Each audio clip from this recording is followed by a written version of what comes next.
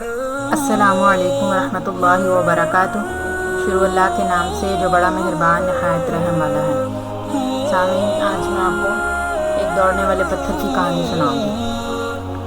یہ 1 ہاتھ لمبا 1 ہاتھ چوڑا چوکور پتھر تھا جو ہمیشہ حضرت موسیٰ علیہ السلام کی جھولی میں رہتا تھا۔ اس مبارک پتھر کے ذریعے حضرت موسیٰ علیہ السلام کے 2 معجزات کا ظہور ہوا جن کا تذکرہ قرآن مجید میں بھی ہوا ہے۔ اس پتھر کا پہلا عجیب کارنامہ جو در حقیقت حضرت موسیٰ علیہ السلام کا معجزہ تھا، وہ اس پتھر کی دانش مندانہ لمبی دوڑ ہے، اور یہی معجزہ اس پتھر کے ملنے کی تاریخ ہے۔ اس کا مفصل واقعہ یہ ہے کہ حضرت کہ بنی اسرائیل کا یہ عام دستور تھا کہ وہ بالکل ننگے بدن ہو کر مجمع عام میں غسل کیا کرتے تھے، مگر حضرت موسیٰ علیہ السلام وہ کہ اسی قوم کے ایک فرد تھے اور اسی ماحول میں پلے بڑے تھے، لیکن خداوند قدوس نے ان کو نبوت اور رسالت کی عظمتوں سے سرفراز فرمایا تھا، اس لیے آپ کی عصمت نبوت اس بے حیائی کو کیسے گوارا کر سکتے تھے۔ آپ بنی اسرائیل کی اس بے حیائی سے انتہائی بیزار تھے، اس لیے آپ ہمیشہ یا تو تنہائی میں یا تہمت پہن کر غسل فرمایا کرتے تھے۔ بنی اسرائیل نے جب یہ دیکھا کہ آپ کبھی بھی ننگے ہو کر غسل نہیں فرماتے تو ظالموں نے آپ پر بہتان لگا دیا کہ آپ کے بدن کے اندرونی حصہ میں یا تو برس کا سفید داغ یا کوئی ایسا عیب ضرور ہے کہ جس کو چھپانے کے لیے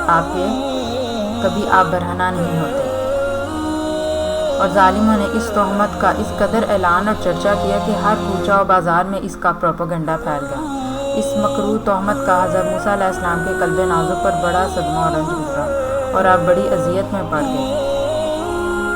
تو خداوند قدوس اپنے مقدس کلیم کے رنج و غم کو بھلا کب گوارا فرماتا،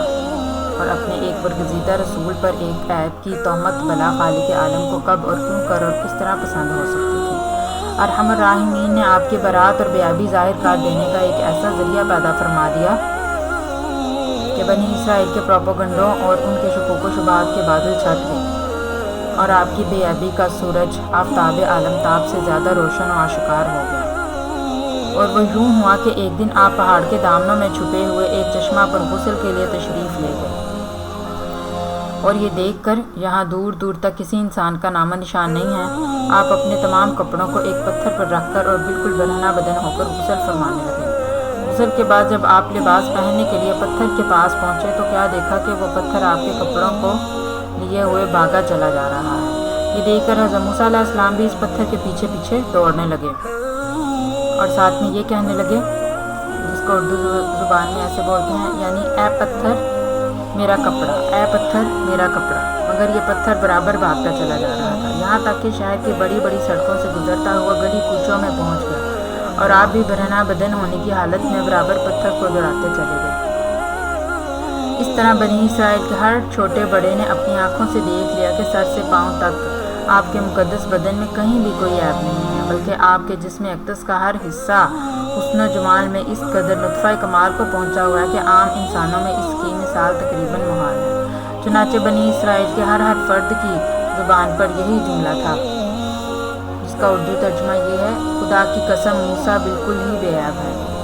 جب یہ پتھر پوری طرح حضرت موسیٰ علیہ السلام کے برات کا اعلان کر چکا تو خود بخود ٹھہر گیا، آپ نے جلدی سے اپنا لباس پہن لیا اور اس پتھر کو اٹھا کر اپنی جھولی میں رکھ لیا۔ اللہ تعالیٰ نے اس واقعہ کا ذکر قرآن مجید میں اس طرح بیان فرمایا ہے، اے ایمان والو، ان جیسے نہ ہونا جنہوں نے موسیٰ کو ستایا تو اللہ نے اسے بری فرما دیا اس بات سے جو انہوں نے کہی، اور موسیٰ اللہ کا یہاں آبرو والا ہے۔ سامعین، اس واقعے سے ہمیں یہ سبق ملتا ہے کہ اگر آپ حق پر ہیں تو لوگوں کی پرواہ نہیں کرنی چاہیے، لوگوں کی پرواہ کیے بغیر ہمیں سیدھے راستے پر چلتے رہنا چاہیے، کامیابی آپ ہی کا قدم چومے گی۔ اللہ پاک ہم سب کو اسی پر بھروسہ اور توکل کرنے کی توفیق عطا فرمائے، آمین۔